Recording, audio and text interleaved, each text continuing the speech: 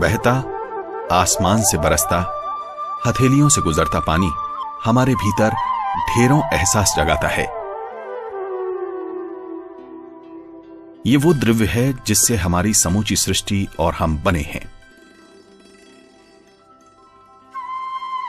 सभ्यताओं ने आकार लिया बहते पानी के किनारों पर। संस्कृतियां गीत गाती रही हैं जल के।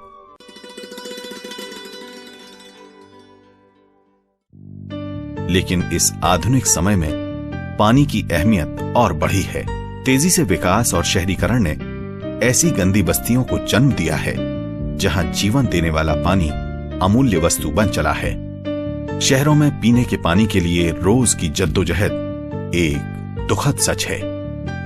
रोजाना पानी लाने के संघर्ष ने समाज की महिलाओं को गहरा प्रभावित किया है। ऐसे समय में जब पानी की हर बूंद इतनी अहम है, अचरज नहीं कि पानी की गुणवत्ता के सवाल अक्सर टाल दिए जाते हैं। लेकिन क्या इन प्रश्नों को टाला जा सकता है? कुछ भयावह तथ्य इस तरह हैं। हर वर्ष हमारे देश में 15 लाख शिशु डायरिया की वजह से अपनी जान गंवाते हैं। पानी से होने वाली बीमारियों से 3 करोड़ 77 लाख लोग प्रभावित होते हैं। 7 करोड़ 30 लाख मानव दिवस इन बीमारियों के कारण गंवाए जाते हैं। जैसे ये भयानक तथ्य पूरे न हो, कुछ और डरावनी सच्चाइयां भी हैं। 1 करोड़ लोगों को आर्सेनिक युक्त भूजल की वजह से कैंसर का खतरा बढ़ा है। 6 करोड़ 20 लाख लोग फ्लोराइड युक्त पानी की वजह से फ्लोरोसिस के शिकार हो सकते हैं। 29,070 बसाहटें फ्लोराइड से प्रभावित हैं। 12,425 बस्तियां खारे पानी से और 7,067 बसाहटें आर्सेनिक प्रभावित हैं। ये ऐसे तथ्य हैं जो साफ दिखाते हैं कि पानी की गुणवत्ता का सवाल टाला नहीं जा सकता। पानी एक ऐसा माध्यम है जिसमें ज्यादातर तत्व घुल जाते हैं। इसलिए एक साफ शफाफ दिखती पानी की बूंद भी अपने भीतर बहुत से प्रदूषक छुपा सकती है।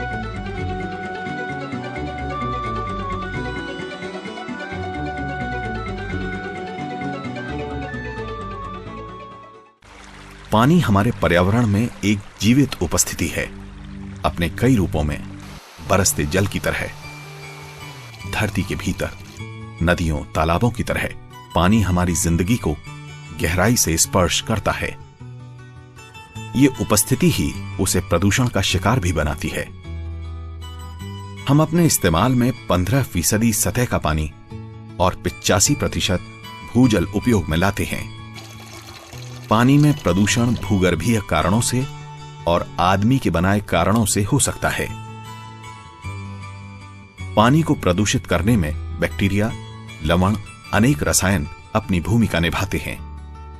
ये आंखों से न दिखने वाले कारक हैं और इनसे प्रदूषित पानी मानव स्वास्थ्य को प्रभावित करता है। हम सतह के पानी और भूजल दोनों का इस्तेमाल करते हैं और दोनों में ही प्रदूषण संभव है। बढ़ते शहरीकरण और औद्योगिकरण ने जल स्रोतों पर भारी दबाव बनाए हैं। अब समय आ गया है कि समाज पानी की गुणवत्ता के प्रश्न से सीधे दो चार हो। आम लोगों को पानी की गुणवत्ता के विषय में जानकार होना होगा, क्योंकि उनकी जिंदगी इससे प्रभावित होती है। पानी को दूषित करने वाले कारकों में प्रमुख है बैक्टीरिया का प्रदूषण। हर वर्ष 10 लाख से अधिक बच्चे इस वजह से जान गंवाते हैं, तो पानी से संक्रमित रोगों के कारण लाखों और लोग भी प्रभावित होते हैं। हम अपनी तरक्की की तस्वीर नए चमकते उपकरणों और बाजार से दिखाते हैं, जबकि हकीकत यह है कि शहरों में बढ़ती गंदगी और गंदी बस्तियों में सफाई से दूर जीवन एक अलग कहानी कहते हैं।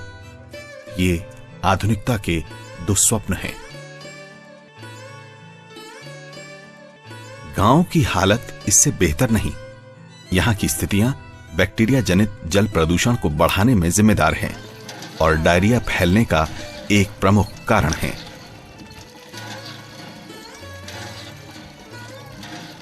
खुले में शौच, हर तरह की गंदगी, बिखरा कचरा, साफ सफाई का अभाव ऐसी बातें हैं जो प्रदूषण बढ़ाती हैं।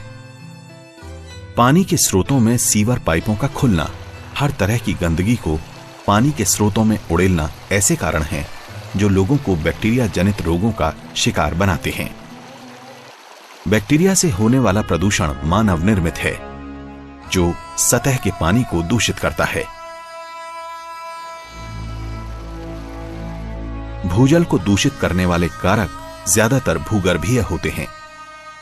फ्लोराइड, नाइट्रेट, लोहा जैसे तत्व भूजल में हो सकते हैं। कुछ इलाकों में जमीनी सतह के नीचे फ्लोराइड के तत्व होते हैं जो घुलकर भूजल में प्रविष्ट हो जाते हैं।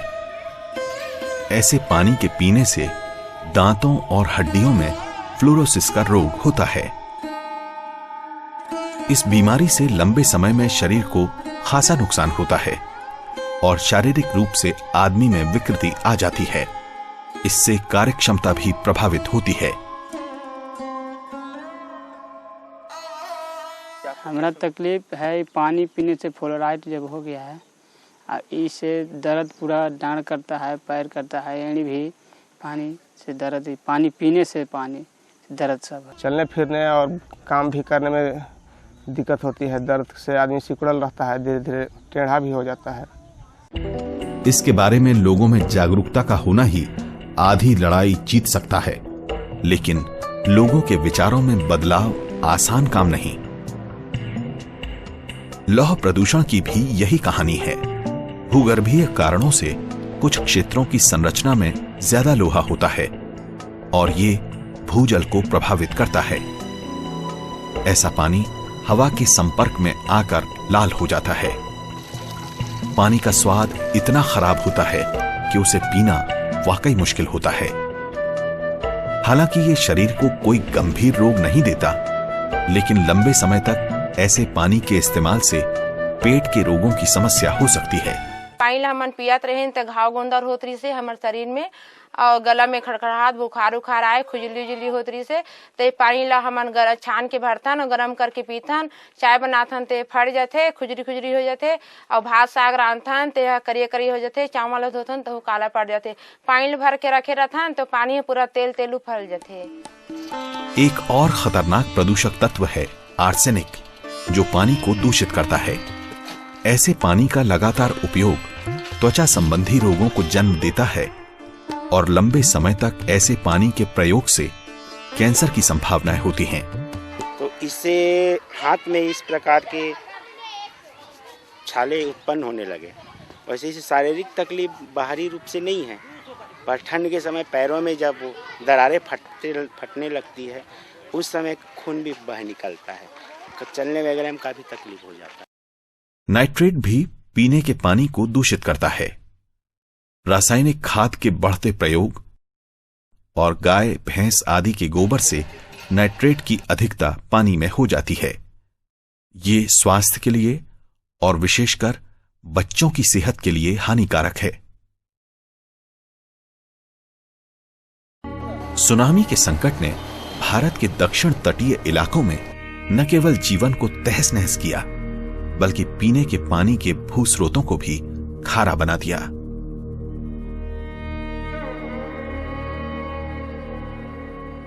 पानी की गुणवत्ता का प्रश्न अब अहम हो चला है। पीने के पानी में गुणवत्ता का न होना समाज पर भार बनता है। इन समस्याओं को दूर करने की पहल समुदाय के प्रयास और जागरूकता से ही हो सकती है। ये आज के समय की महत्वपूर्ण जरूरत है। वाटरएड ने लोगों को जागरूक करने का ये जिम्मा 17 देशों में उठाया है। यूनाइटेड किंगडम का ये स्वयंसेवी संगठन इन देशों के समुदायों के साथ पीने के पानी की गुणवत्ता पर काम करता है। भारत में इस संगठन ने 10 राज्यों के तकरीबन 1000 गांवों में पानी की गुणवत्ता के संबंध में सार्थक हस्तक्षेप किए हैं। उन गांवों में जो स्थिति है पेयजल की, हैंडपंप्स की, उसमें किस तरह का पानी उपलब्ध है, उसका डेटा हमारे पास इस समय उपलब्ध है। इस डेटा को हमने एनालाइज किया है, इस डेटा को हमने आधार बनाया है जिसके ऊपर हम इस नतीजे पर पहुंच सकें कि इसमें किस तरह का पेयजल संकट उभर के आ रहा है और इसके लिए हमें क्या करना चाहिए। हमारे जो गैर सरकारी स्वयंसेवी संस्थाएं, जो हमारी पार्टनर ऑर्गेनाइजेशन जिन्हें हम कहते हैं, उनके माध्यम से हमारा ये प्रयास है कि समुदाय द्वारा ही वाटर क्वालिटी का प्रमाण किया जाए और ये काम पिछले 2 साल से हम कर रहे हैं और इसको और भी आगे ले जाने की हमारी इच्छा है। वाटर एड ने पानी की गुणवत्ता के संबंध में जागरूकता लाने की चुनौती को संभाला है। अपनी स्थानीय सहयोगी संस्थाओं के साथ लोगों के जीवन में बदलाव लाने की शुरुआत की है। लोगों को गहन प्रशिक्षण दिया जाना इस समस्या से उबरने की बुनियाद है। सहयोगी स्वयंसेवी संस्थाओं के कार्यकर्ता गहन प्रशिक्षण प्रक्रिया से गुजरते हैं, जहां पानी की गुणवत्ता के हर पहलू की जानकारी उन्हें मिलती है।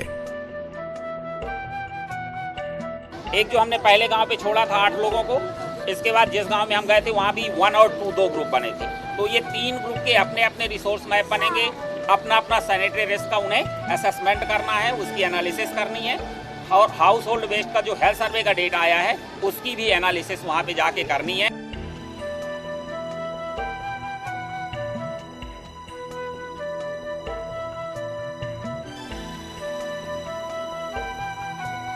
इस प्रशिक्षण से गुजरने के बाद ये संगठन समुदाय में बदलाव के वाहक बनने को तैयार होते हैं।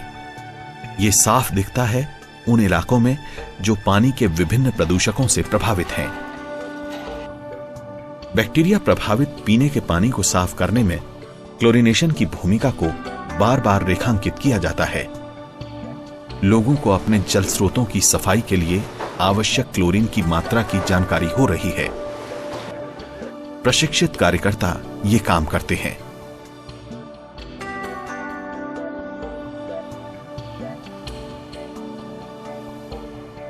इस काम में प्रभावी भूमिका निभाई है फील्ड टेस्टिंग किट की उपलब्धता ने। ये आसानी से उसी जगह पर लोगों को पानी में प्रदूषण की स्थिति के बारे में बता सकती है। सभी सहयोगी संस्थाओं को ये जांच किट उपलब्ध कराई गई है। पहले हमारा सरोकार सिर्फ पानी की आपूर्ति तक ही सीमित था। फिर हमने महसूस किया कि जो पानी हम लोगों को दे रहे हैं वो पीने के लिए ठीक नहीं है। तब हमने पानी की गुणवत्ता और उसके विश्लेषण पर विशेष ध्यान दिया।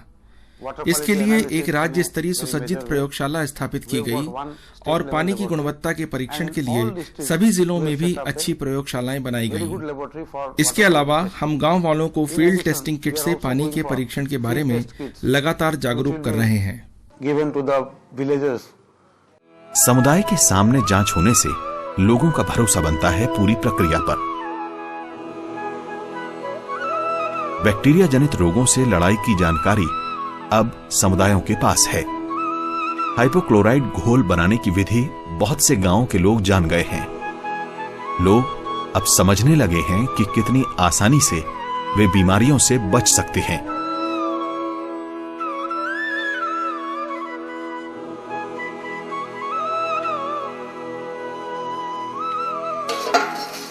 पानी को लाने और उसके सुरक्षित संग्रहण के तरीके भी लोगों को बताए गए हैं।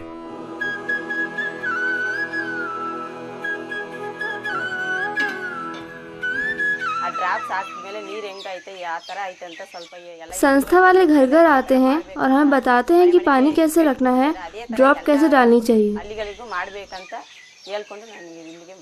With the help of WaterAid India, we have been now able to concretize our efforts in the field. Water Aid की मदद से अब हम जल और स्वच्छता के कार्यक्रमों को और प्रभावी ढंग से चला पा रहे हैं।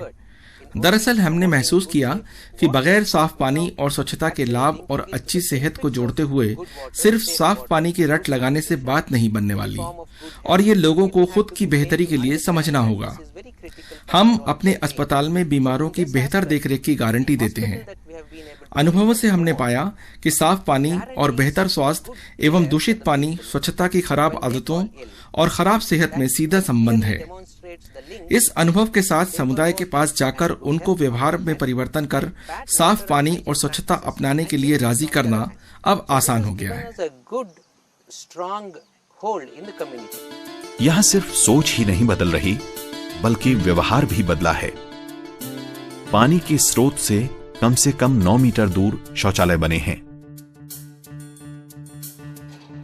हैंडपंप के ऊंचे चबूतरे बनाए गए हैं। हैंडपंप के आसपास पानी इकट्ठा नहीं है, न ही गंदगी है। कपड़े धोने और नहाने की जगहें दूर दूर हैं। पानी की गुणवत्ता के विषय में लोगों को जागरूक बनाने में जानकारी एक कारगर हथियार है। वाटर एड के प्रयासों से लोग अब पीने के पानी की गुणवत्ता के बारे में जागरूक होने लगे हैं। पिछले 3 सालों के अपने अनुभवों से हमने जाना कि सबसे बड़ी समस्या बैक्टीरिया से प्रदूषण की है। बहुत से ऐसे इलाके हैं जहां फ्लोराइड प्रमुख समस्या है। कुछ जगहों पर लोहा भी प्रदूषण का कारक है। इसलिए वाटर एड की नीति के अनुसार माइक्रोबायोलॉजिकल प्रदूषण से सुरक्षा का पहला और सबसे कारगर उपाय है सभी जल स्रोतों का क्लोरीनेशन। पिछले 2-3 सालों के जल गुणवत्ता निरीक्षण के उपलब्ध आंकड़ों के आधार पर हम पानी के सभी स्रोतों को क्लोरीनेट करना चाहते हैं। इसके बाद हमारा अगला लक्ष्य होगा फ्लोराइड, जिससे भारत की एक बहुत बड़ी आबादी प्रभावित है। फ्लोराइड से प्रभावित इलाकों में प्रशिक्षित कार्यकर्ता लगातार सोच बदलने के काम में लगे हैं। धीरे धीरे लोगों को पानी के प्रदूषण और उससे बचाव के ख्याल समझ आने लगे हैं। वाटर एड के पास तारा जैसे प्रतिबद्ध लोग हैं जो लगातार लोगों को जागरूक बनाने के कठिन काम में डूबे हुए हैं। मेरा काम है उन लोग को जागरूक करना कि हाँ, ये कुआं में फ्लोराइड है, ये चुकरू पूरा गांव में फ्लोराइड है, पानी पीजिए फिल्टर का पानी पीने बोलते हैं। अब एक कुआं अच्छा है जिसमें फ्लोराइड की मात्रा कम है, तो वहाँ से हैंडपंप लगा गया है, मेरी संस्था की तरफ से लगल है। वहाँ से पानी लाने के लिए, पीने के लिए कहते हैं। लोग भी अब बचाव के तरीकों को अपनाने लगे हैं। फील्ड टेस्टिंग किट से आसानी से लोग पानी की गुणवत्ता का पता लगाते हैं और पानी पीने लायक न होने पर उसका उपचार किया जाता है। फ्लोराइड युक्त पानी को पीने लायक बनाने के लिए फिल्टर का उपयोग बेहतर विकल्प है। ये फिल्टर हैंडपंप में लगाए जा सकते हैं और घर पर भी इनका उपयोग होता है। फ्लोराइड एल्यूमिना की छन्नी से साफ किया जाता है और पानी पीने लायक बन जाता है। फिल्टर को साफ करने का एक चक्र भी बनाया जाता है। फ्लोराइड प्रभावित इलाकों में ये समझ अब बनने लगी है।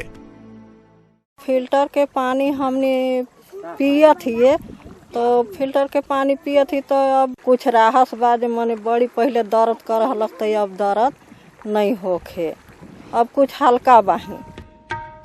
लौह प्रदूषित इलाकों में भी लौह पृथक्करण संयंत्र का प्रयोग होने लगा है। यहाँ लोग पानी और संयंत्र दोनों को साफ करने की प्रक्रिया को जानने समझने लगे हैं।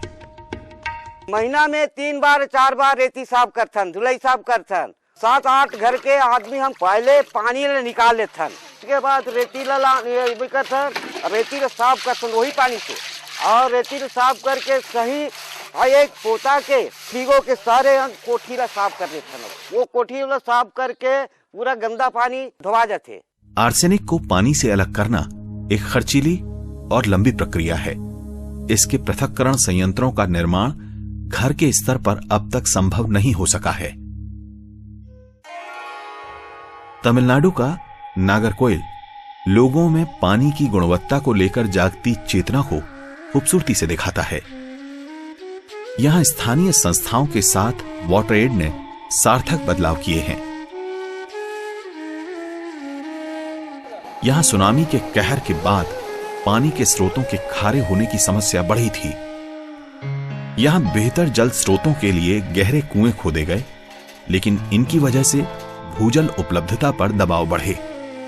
इसलिए वाटर हार्वेस्टिंग की योजना पर काम हुआ। अब यहां वाटर हार्वेस्टिंग का पूरा संयंत्र काम करने लगा है।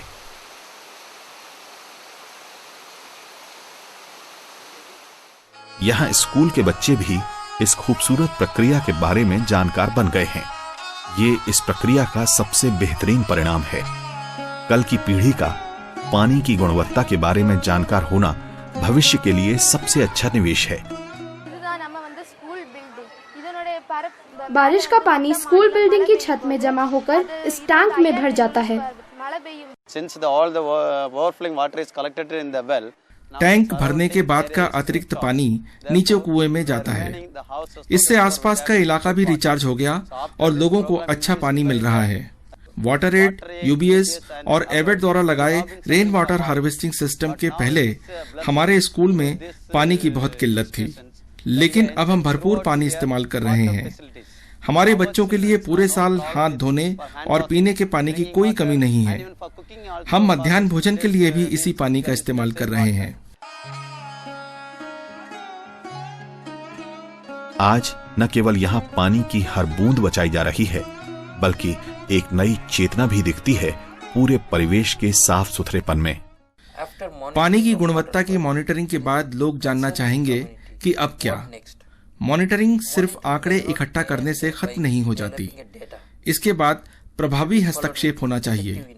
कारगर हस्तक्षेप और टेक्नोलॉजी के लिए न सिर्फ पूंजी चाहिए, बल्कि समुदाय की रुचि और सहभागिता भी बहुत जरूरी है। अगली पीढ़ी को पानी की गुणवत्ता के विषय में जागरूक बनाना भविष्य में सबसे बेहतर निवेश है। ये यहाँ के कुछ ग्रामीण इलाकों में साफ दिखता है। प्रतिबद्धता और ईमानदारी से काम करते संगठनों ने पूरे इलाके की तस्वीर बदल दी है। स्कूलों में सफाई और पानी की गुणवत्ता की जानकारी दी जा रही है। सूरज में एक दिन रखने से सूर्य किरणों से कीटाणु मर जाते हैं और पानी पीने लायक हो जाता है।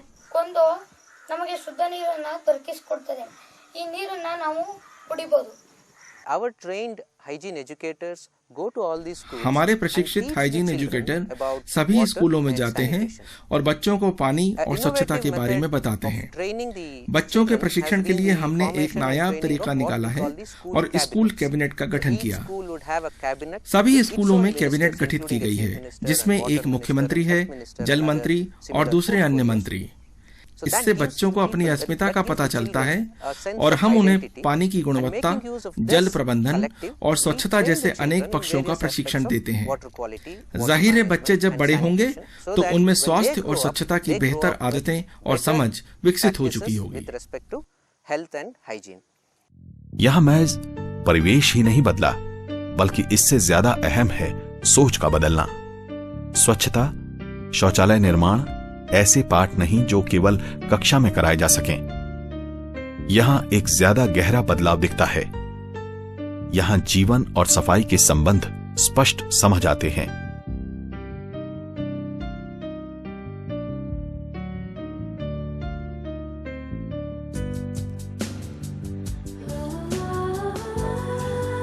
बच्चों के चेहरों की चमकती मुस्कान एक कहानी कहती है। गिया गा गा गिया गिया गिया गा गा गिया गा गिया गिया गिया गिया गा ಊರ ಮುಂದೆ ಬೋರಂದೈತೆ ಒತ್ತಿ ಒತ್ತಿ ಅದು ಮುರಿದೋಗೈತೆ ಮಾಡ್ಸೋರು ಮೊದ್ಲಿಲ್ಲ ನೋಡೋರು ಗತಿ ಇಲ್ಲ ಕೆರೆ ನೀರು ಕುಡಿಯೋದು ತಪ್ಪಲಿಲ್ಲ ಗಿಯ ಗಾ ಗಾ ಗಿಯ ಗಿಯ